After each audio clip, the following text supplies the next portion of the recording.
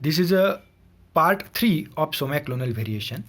Now we'll try to understand the mechanism of somaclonal variation.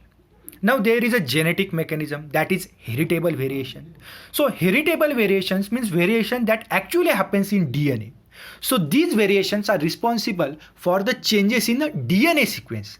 And if there is a DNA sequence change in the parent, then parent passes same DNA to its offspring. That's why these variations are called as a heritable variations, because they are going to pass to its progeny.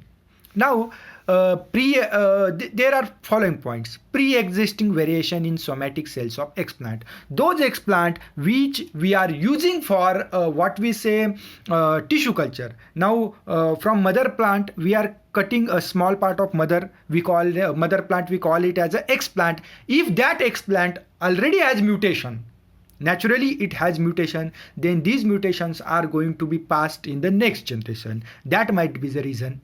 Then there is a cause by mutation on other DNA changes. Then there might be other factors such as base repair mechanisms. Cells inbuilt have some DNA repair mechanisms, and if these mechanisms are not properly working, then there is a chances of mutation, and these mutations may produce the genetic heritable changes. Okay, and generally these occurs at very high frequency. Remember that these variations are because what happens, our mother plant is exposed to environment, and environment is full of different types of mutagens. We don't know, we can't visualize those mutagens, but they are present in environment. So that's why proper care of mother plant should be very important, because if we select a wrong explant, then what we get is a wrong progeny. That's why genetic and heritable variation is a very critical factor. Now, then there is a epigenetic or non-variable variation. In somaclonal variation, there is a second type, epigenetic or not heritable variation. Okay, so these variation generated during the tissue culture and caused by the temporary phenotypic change. So epigenetics is a branch of science which deals with the non-heritable variations. Okay, and these variations are generated during the tissue culture process. In case of tissue culture, what we see, it's a complicated process, and during that process, there may be chances that these variations might be produced. Okay, now these are called as epigenetic variations, and epigenetic variation generally diminishes and does not pass to the next generation. So there is a less chances of that progeny will get these epigenetics variation. Now if we look at the steps involved in the induction and selection of somaclones. Now this somaclone is like a two-way sword. Somaclones can be beneficial and somaclones can be hazardous. Please note my sentence, somaclone is like a two-way sword. It can be useful and it can be hazardous. So now our target should be to identify those somaclones which are beneficial.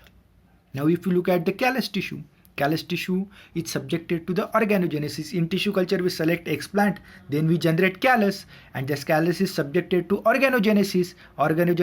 After organogenesis, we bring a whole plant, we produces rooting, shooting, then there is generation of whole plant. Then this plant is sent for hardening and selling, and in hardening and selling inside a field, we may observe somaclonal variation very prominently. These variation may not be observed under in vitro condition, but definitely these variation get revealed when the plants are in field on the farm of farmer.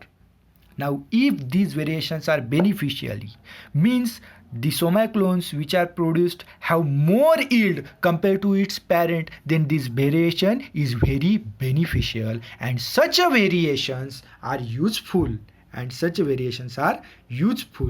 can be used. Okay, now what are the causes of somaclonal variation? Physiological causes, genetic causes, and biochemical causes. Okay, now till this time we have covered which different types of somaclonal variation is. Genetic and epigenetic variations are there, and how these variations are produced, and how we can use these variation for the benefit of ourselves. Okay, so now in next slide we'll go more about the somaclonal variation. Thank you.